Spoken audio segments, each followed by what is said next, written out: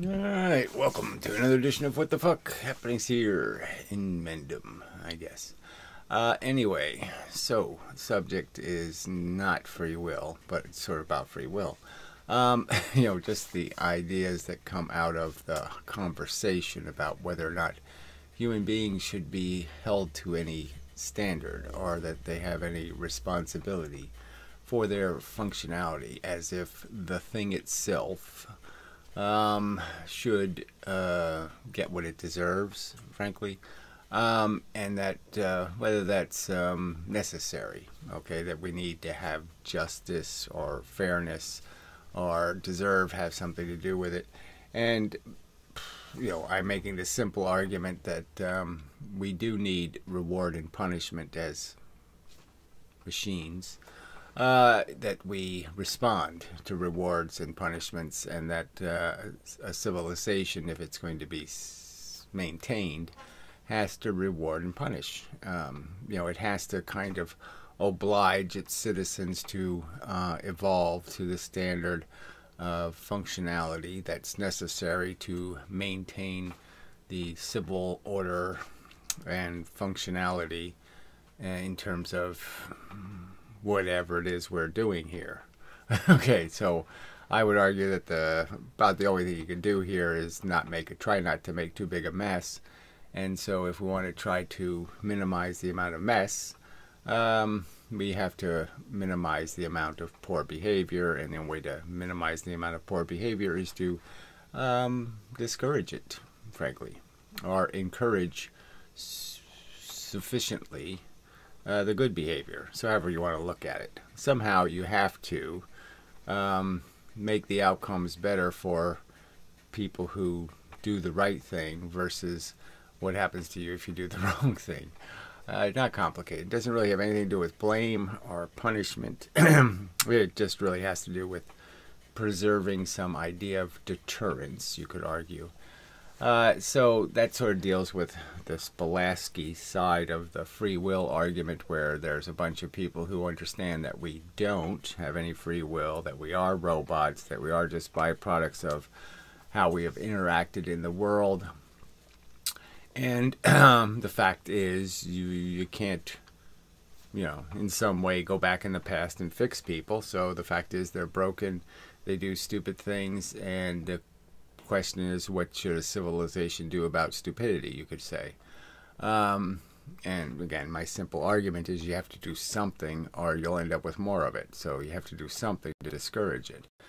And that's what I would argue, that the stupidity isn't really stupidity. It's basically people who have decided to erase the truth, to evade the truth, evade facts, because it's to their personal advantage, and step over the facts, however you want to look at it, sweep them under the rug.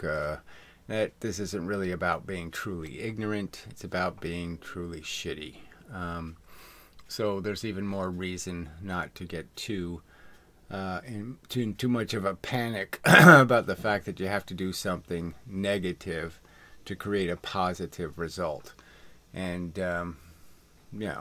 it's just a fact of our circumstance that has to happen, and we all should be able to deal with that. You have to do some torturous things to cure people of a disease. It's just part of the price that you've accepted as being alive and sensitive and feeling and vulnerable.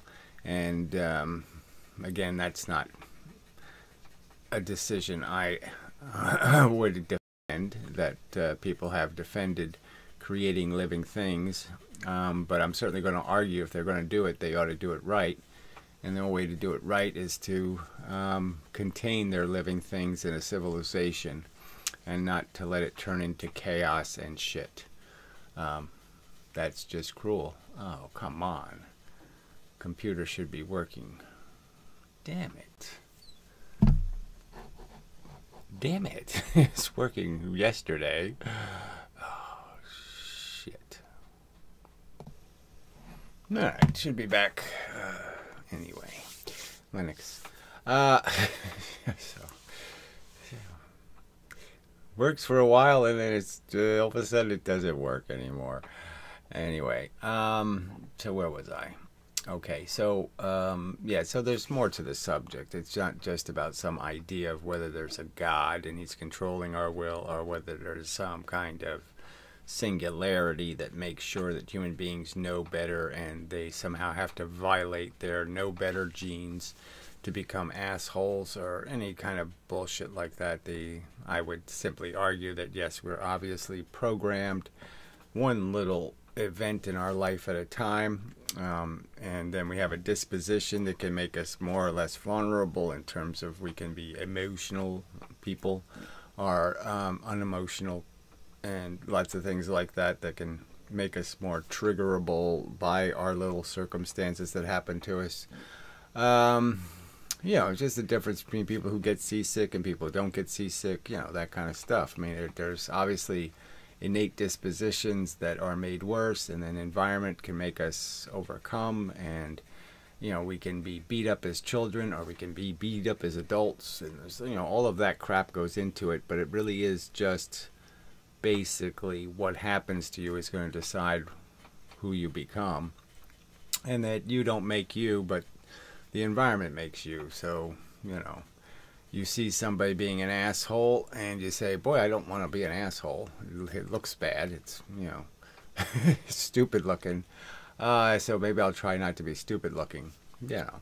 And it's all definitions of what an asshole is, of course, and what all that kind of stuff. But frankly, you're probably made more by the negative examples you run into in the world than you are the positive examples. I would guess, probably. That Republicans make you more liberal than liberals make you liberal, you could argue. Something like that. So, you know, just as much as there's good to emulate, there's bad to, whatever the opposite word for emulate is. You know, which I guess we need to invent, because we haven't finished our job in terms of building a language or a civilization. So anyway, all right, so let's get to the video. So it's Sapolsky against Dennett. I'm not playing the Sapolsky part because we've pretty much already heard his argument, although he made some nuanced additions to it that were fairly good. And I haven't really played Dennett, so I played his part in the video. And little pieces of it are missing because, you know, I can't really figure out how to hit these buttons right. You know, so anyway, I paused when I should have played or something. And there was a little place where he was taking shots at Sapolsky as if Sapolsky doesn't understand evolution. And so I just wanted to emphasize those points a little bit, that I think it's just wrong of somebody to think that our evolution of our intelligence is the same as the evolution of our biology. Because the biology is just created by silly environmental circumstance, whether there are lions, tigers, and bears in your environment or whether they're not, and that's going to decide everything. Where intelligence and its evolution is clearly just one path. You can't take many different paths. Intelligence is basically just the acquisition of the knowledge, and you really can't, you know, you can figure out how to do the steam engine before you figure out how to do candles or some other, you know, there could be some, you know, you build a flying machine before you build an automobile. You can have little differences, but the basic idea is you add, it's just this acquisition of true statements about reality, and that's what intelligence is having these true statements, these like Newtonian laws or something, that are ideas that are, you know, they don't have to be perfectly stated, but they're pretty close to making a perfect statement about the truth. Do unto others as you have others do unto you. You know, some sort of simple piece of logic. And some of it can be shoulds, like that. And some of it can be just absolute statements like water's wet. Like there's a certain number of atoms in a mole of, you know, a blob of content, you know, a certain weight of an electron, whatever. These things can be established. Now, I probably shouldn't say that one because I don't think physics got that one even right. But yes, it's about this acquiring knowledge, and we haven't done that perfectly either. And what people think is intelligence is really trivially moronic. So you could argue some people think Nietzsche was insightful and clever, and I would argue he was a moron and a hypocrite. And those kind of arguments can be had. But anyway, evolution is not, intelligence doesn't evolve, it progresses. Maybe you could say that kind of word. It's a staircase and you just walk up it. Evolution is this mountain range, and you have to pick a path to try to get to a peak, kind of thing. It's a lot more chaotic and messy, and it doesn't have as simple a rule as just say something that's accurate. That's not what evolution's doing. Evolution can make, it can make anything powerful. It just depends on what kind of thing they're fighting. So we could evolve into very short people, with very big biceps, or we could evolve into very tall things, with real spin. It just doesn't matter. It depends on what we're fighting, is what we become. What the adversarial environment produces will decide.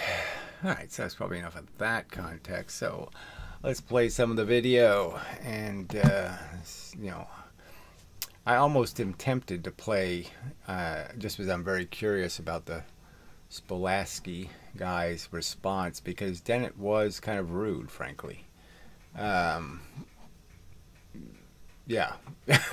basically calling him a flat scientist or something. I mean, it was yeah, I think he took shots that were kind of out of his professionalism. But whatever. Yeah, that's me. Oh, he can't, huh? Well, then he's not functioning up to his pay grade. He needs to be fired.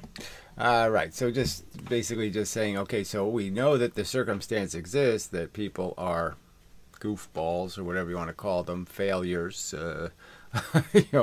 They don't come up to the minimum standards. And so the argument is should we be able to expect people to add 2 plus 2? So we're calculators, and we're establishing the standard for, being allowed to do math. And, basically the standard is, if you can't do 2 plus 2, we shouldn't be bothered as a civilization worrying about your function or your this or your that, because we really can't afford to have calculators that can't do 2 plus 2. So if you can't figure out how not to molest and murder people, fuck you, okay? The obligation of society is to make it clear to calculators that even have some doubt whether they can add 2 plus 2 to keep it a goddamn secret, okay? So if you can't add 2 plus 2, then you shouldn't be doing any math. Don't be playing with fire, so to speak. Stay out of trouble, or else. And I think a civilization needs to say or else to people, or they're not going to get anything out of people. The fact is, you got to use the whip. I mean, I'm not an advocate for saying that's a first resort, but there's places where it's the only resort, because you can't carrot people. Some people just can't be carroted into being decent. They have to be threatened into it. Just a fact. So that's all part of understanding when you're going to interact with other people, how you do that reasonably. Okay, so the fact that we've all come from different places, had different advantages and disadvantages, and that you do have to understand that they haven't read the books you've read. They don't have the context you have. The words that you say don't mean the same thing to them that they mean to you. And it is a pain in the ass to turn all conversations into kind of mush to start with, make them simple, and make your statements as clear as possible, because frankly the morons listening to you they don't have enough knowledge or understanding of the subject to follow along. You say something like the input valve, for the engine.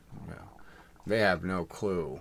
And it's a really simple thing. It's exactly what it says. An input valve. It's just controlling stuff that goes in. Not complicated, but they have no clue what you're talking about. So they're not getting the idea, the concept, the what you're using is an analogy, and so you really have to, turn it into something more obvious. Like, I'm going to input my fist into your face, you fucker. You have to, you have to make it more clear. And that allows the energy to move in one direction, and blah blah blah. Yeah. So it's so clearly, all this my video, your video, all conversation by anybody who has something. Right. So it's all trying to present a model, a description of reality, and you're just saying my description. All the pieces work, and it works as a function. And your model has this obvious flaw where everybody gets a knife in their head. So, you're just trying to describe the differences between, here I have a plan to divert the river and make a dam, and everything works out just fine. The water cools down because it goes through this valley and blah, blah, blah. And your plan doesn't have any of that, and all the fish are killed, and the water gets polluted, and blah, blah, blah, blah, blah. So, I mean, that's all we can do is compare our models of reality and our description of, how what's going to happen. And the winning solution should be the one where, you have the fewest, you have the least blood leaking out of your sensitive organism community. Disability was a huge asset in terms of making them a better, more useful. Right, so then you can make this whole argument that the people who are winning are in some sense losers because, they had to do more work and all this other stuff, and then sometimes you back into being a better person, like it didn't happen, for any good reasons. It happened for kind of negative reasons because you were prevented from being allowed to be an asshole. I mean, some of the things that save you as a person are your disabilities rather than your abilities, because if you had the ability, you would have fallen into a bunch of traps you didn't have to worry about because you were too crippled to get to them. So it is kind of disgusting. What makes a good human being is not just good things. It takes some, I'd say, a rather large percentage of bad things. But we can. Now, there's a quote that I love from the late great. Okay, never mind. There was some stupid quote about evolution. So again, he's talking as if that there's any purpose at all in my opinion in comparing biological evolution to progress, because the two things, social or cultural progress, intellectual progress. And so I've already kind of pointed all that out, so I won't go over that again. But I'm just saying, there's gigantic differences. They can't be looked at as anything like the same thing. You're biologically not heading for some pinnacle of perfection. You're just biologically heading for a scheming, advantageous niche. And it doesn't necessarily make you great. Being an alpha predator is not an admirable accomplishment. You never know when they're going to explode. So I mean, you can make lots of arguments about, and then you could go statistically. You could do this horrible statistical thing. Okay, yes, and that's really our obligation, though, is to sit there and analyze all the data. And I've just made these arguments so many times that there's just so many things that we do are so inefficient. Somebody attempts to murder somebody, and they merely are, they just don't shoot them in the right way. They shoot them in a way where they don't die, but they clearly intended, they got 5 bullets in them, they intended to kill them, and we let them off because, with 1/10 of the sentence, because somehow the guy didn't die. Even though it's exactly the same crime as the other, he would have gone to jail for life if the person had died. It's just ridiculous. That isn't rational deterrence. It isn't rational. It's not a rational way or logical way to deal with what you're trying to stop, which is the action. The act is what you're trying to stop. The outcome is, meaningful, but it has nothing to do with what you're trying to prevent. You're trying to prevent attempted murder, not successful murder.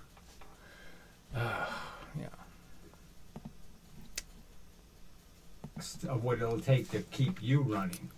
I mean, the fact is, we're high maintenance. We're feeding off the grid. You know. All right, so then you can make all these arguments again about just how inefficient all of this modeling and stuff is, because we're squander so much of our resources on nonsense. So, you know, with all this money for quarks and Higgs bosons and all of that crap, and none of that made anything. Didn't make a smartphone, didn't make any technology work better, didn't make any assembly line work better, didn't cure any diseases, didn't do a damn thing. And a huge amount of resources spent on it. When if you theoretically had taken that money and tried to cure malaria, you could have done humankind a gigantic favor in terms of how much horror and torture you could have spared human beings. So it's, these are all important decisions, and, humans are doing it so fucking badly in terms of squandering. And so there's a whole bunch of resources we're wasting trying to reclamate people who are incapable of adding 2 + 2, and you're just like, why try to reclamate them? Just, decommission them, gracefully discontinue the electricity you're giving them, so to speak, the maintenance of their functionality as a participant, the battery they're feeding off of. Just cut the juice and give the juice to all the other phones that are available that could be decent human beings, but they'll never even have the chance to be, because they're going to be annihilated by all of the waste and inefficiency. You just don't waste resources on jerks and jackasses and fucktards. Frickin' crimes against the future, any capacity for its boats to float. You've pre-drilled so many holes in their goddamn boats. So Dennett was going on about how we've done such a marvelous job, our advancement and all of that, and it's it's hilarious how little is real. I mean, it's all the suit of clothes kind of thing. It's all so superficial and facade, because the underlying structure is so broken. The whole economic system is crap. There's, the failure is going to be real.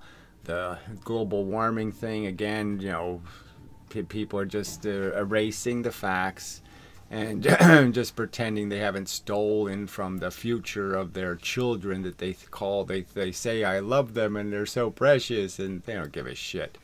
They obviously are just selfish bastards who are always in it for what's in it for me, or how are these children going to be to my use, because they would be in a dire panic, because the facts are saying your kid's going to have to deal with a real immigration problem when all the people living on the coast are going to have to head inland, and you're going to, it's not going to be a pleasant experience. It's going to be insanely expensive and, disruptive, and, everybody's lifestyle is going to have to be degraded. And if you don't even have any political stability, it's really going to get ugly. And that's what you send your kids to.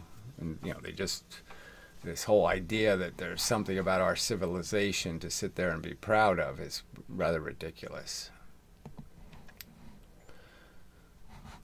Just very ridiculous. The horrific blame of guilt in the eyes of God. That's okay. So both of these kooks, are finding excuses. All right, so sorry. Yeah, that's probably excessive. But yeah, no. So there's this part where Dennett is trying to, soften his approach, which is this lie that somehow we have, where we can just lie and pretend we have free will, even though we know it's a deterministic world. So he's just playing a game with words and just saying, well, just call free will smart will. So he's just talking again about smart will, not free will, and so he's just changed the subject with a bunch of language and evasion.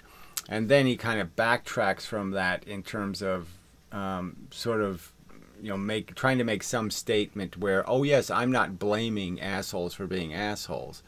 When, yeah, frankly, he is sort of doing it. He is saying kind of overtly that, making some sort of minimum standard argument, but he really won't even stand by that minimum standard argument because he's afraid that he'll sound too harsh, or that he'll sound as if he's making some dogmatic religious statement. I mean, obviously, when I advocate for reward and punishment, I am not advocating for some moron theological standard.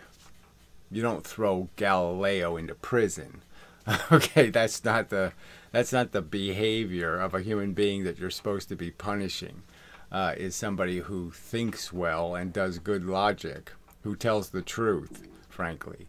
That's not the person you're supposed to be putting in jail. It's the liar you're supposed to be throwing in jail.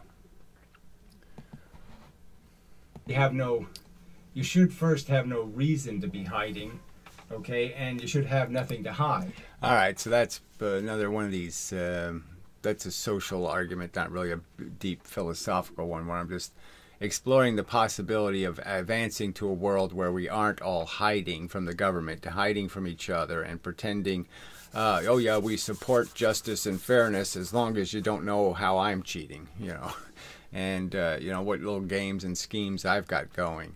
And it seems clear the way people vote that they don't have much trust. It's like the Jesus believers with the gun. I mean, it's just so fake, that, you think Jesus would walk around with a fucking gun? No. Well, you're supposed to do this whole trusting in your good faith philosophy, and even if a few of you get run over by the bad guys, in the long term you win. So that's the philosophy, and they clearly don't have any faith in this God they believe in if you need a gun to protect you. So it's just such hypocrisy. No, whatever, gun nuts. I'm not really arguing about amendments and all that kind of crap. But even that is so dishonest.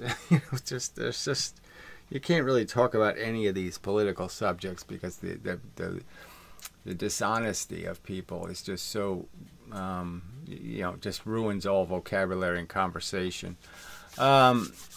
So anyway, I was getting to some duplicity, but I can't remember what it was. So we'll go on to the next bit. Ooh, the stuff that'll get you to the next step. You have to spend 20 years making the blue LED. Right, so it's all this work to do this progress thing, and you have to encourage and invest in people who are willing to do that work. And so you can't just have this laissez-faire, whatever, this sloppy, ambiguous demand, or even these weak carrots if you want to get real progress, because it takes you have to manufacture the human beings that can do that. They don't just poof. Okay, so and especially now, because the demands of the technology, just like in sports, you could argue the demands on this intellectual capital thing are getting higher and higher. So I mean, to be a gold medalist now, your whole childhood has to be ordered towards that direction. You have to be built out of hours, years of concentrated effort, and in a way, to be a highly skilled professional in terms of some technology or physics. To some extent, you have to have this pretty large volume of information to be able to do it at the highest level. And there's just so much more competence you need. The bigger the ground you're standing on, the more of that ground you have to understand. I don't even know how to say it. It's not as simple as just sailing a boat, right? Sailing the big giant boat is more complicated than a little boat. And we have a lot of giant boats running the world, and they take much more skilled navigation. Some kind of analogy like that. Are material entities that have no capacity to be harmed. Oh yeah, that's towards the end of the video. He just was going on to he was ragging about some little comment Sapolsky made about machines aren't important, and he was basically saying the non-sentient machines aren't. You don't got to worry about the welfare of the Coke machine. You could put a hat on it and you could have a cigar sticking out or something. You can make it into some anthropomorphic thing that you don't want to have harmed, like a stuffed animal or something. But let's not pretend. Okay, let's not get fooled by nonsense. The machines have no stake in this. And it's just sort of ridiculous to think in terms of life, that all life is precious, when the stuff that matters is the stuff that's actually awake and feeling. And that's a big giant truth. I mean, it's big. You could almost argue there's a big difference between killing somebody who's awake and killing somebody who's asleep. I mean, if somebody went to sleep, you killed them, they never knew it. It's clearly somehow less of a crime. I mean, I'm not saying it's not a crime. I'm just saying there's clearly is a distinction. So there's lots of. You guess you have to be very careful in how you state things, and that's unfortunate because none of us want to take the time to be very careful, including myself. And so it requires an awful lot of work to say things explicitly and accurately and concisely, in a little bit of time, because none of us have enough time to go over it with all the extra analogies to explain. We are a robot. We are a mechanism, but clearly we're a mechanism with really bizarre. 100 billion neurons that are creating this. Whatever you want to call it, this functionality. Okay, we are sentient, we are feeling, we are doing all these things. They're not non-things because they don't have, I can't extract my consciousness and put in a jar and it won't look like consciousness. I mean, it will be, but it won't look like it. Okay, so if you could actually see my consciousness, it's not going to sit there and just say, hey, that looks just like an elephant. It's not. It's going to look like mush in a jar. But the fact is we know how it works because we experience it, so that argument really shouldn't be one we have to bother with. But then again, that's this whole language problem and everything else, is that there are some people that will try to use all kinds of language tricks to make something that we know it's real and valuable. They'll try to negate it because for them, that's an advantage. For them, doing whatever it is they're doing, the game they're playing, okay, they need that truth not to get in their way because they are trying to rationalize being evil, for example. All right, so maybe I'll pause and I'll play a little bit of Sapolsky just to see the beginning of his counterpose to, because like I said, Dennett was rather insulting, and I'm just curious what Sapolsky's going to do in response to that. Alright, I think I'll play from this point, just because even this last statement is kind of just such a cheap shot. That Robert has a secret yearning for a sort of magical power which he realizes he can't have. Okay? I think, no, you can have it.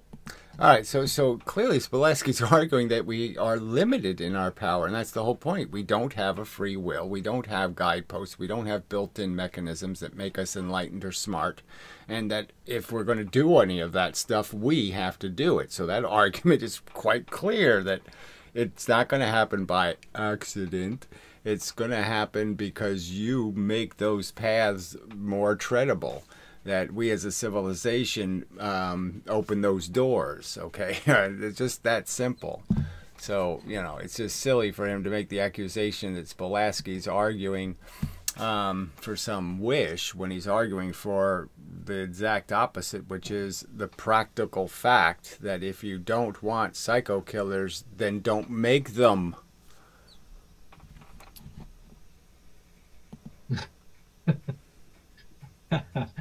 Rob, This guy's laughing like, what's he going to say to that? Like, fuck you, Dan, you're an asshole. I mean, what's the response to that? Anyway, so let's see what happens. thank you, Dan. Robert, would you like to respond? Take up to 10 minutes to do so. You're Wow, a whole 10 minutes again. Cool. muted at the moment. Unfortunately, I'm in Manhattan right now, so there's at least 4 fire engines within a quarter-mile radius, but that's just the norm here. Well, amazingly enough, I don't agree with everything you said, Dan, amid my greatly admiring sort of the eloquence with which you've argued for free will. I think there's something very interesting that you brought up, that quote of mine at the end, which was saying it's ridiculous to say that anything good can happen to a machine. You didn't finish the quote, where I then say, nonetheless, at my very core, I think it is a good thing when we are made to have lives with less pain and more happiness. Okay, so that's just, almost a ridiculous, playing with words. I mean, you don't need high intelligence. Clearly, the whole argument is I don't need an intelligent will to understand the simple concept that we are feeling machines, and that's just a gigantic difference. Okay, I mean, lawnmowers aren't feeling machines. You can't torture them, you can't gulag them, you can't do anything in any way to rape them or pillage them or any of that crap or enslave them or whatever. None of that negative can happen to that. And there really is just a conversation about what we're going to do to machines, determined blobs of matter that have these features that make them vulnerable to being tortured. And if people can't even figure out that that's all there is here to talk about is torture, that's the thing, that's the money, that's the currency you're paying. So we know what we're paying for life. Now let's figure out if we can come up with enough what we're getting for it. What are we getting for the torture? And is what we're getting trivial gratification of silly narratives written by really bad authors, or are we actually doing something of accomplishment? Are we just cleaning up our own poo, or are we actually cleaning up some poo that needs cleaning, some other poo? All right, well, anyway, so I'll save this for next time, so to speak. And such, because he's obviously going to react in a very disciplined, okay, yes, Daniel's a very fine person, he makes very fine arguments. I'll just restate what I said before, which is, there's absolutely no good scientific reason to believe there is any concept such as would say that you don't need to practice to know how to do something, or you don't need to be taught how to do something, that you can be born, okay, with the faculty, because that just doesn't happen in the real world. Okay, so that's probably enough. Yeah, I think that's probably enough. Probably. It's my prediction. It's not an exact science. It's really hard to know if it's enough for sure. We can only go based on reasonable probabilities, do our best to ascertain, from the facts whether it's enough. I know when I'm cheating and I'm making it enough when it's not really enough, because sometimes, I gotta go to the bathroom, or I'm just tired, or so I make an excuse that yes, okay, it's enough, even though I knew it probably wasn't enough. But in this case, I think it's genuinely enough, and so I'll say yes, I think that's enough. So anyway, till next time. Oh, this is just so much more complicated than it should be. I mean, this is so simple. Again, we're talking about calculators doing these simple little 2 + 2, 2 plus 3, 2 plus 4. I mean, this is just so simple. And here you have to spend decades, you know, making arguments and analogies and trying to explain. And it's just like, oh, come on. This is not, this, you know, all of the basic stuff is just row your boat stuff. I mean, it's the simple little boat canoe-y thing, okay? This isn't this isn't complex navigation. This isn't, you know, docking 2 spaceships or something. This is really simple. Forward, backward, left, right, up, down. Come on. Really shouldn't take all of these words to do this. And I'm still not getting it done. All these words, and these morons can't, you know, it doesn't sink in. Ugh, shit. I depressed myself. Yeah, it's pretty easy to do on this planet.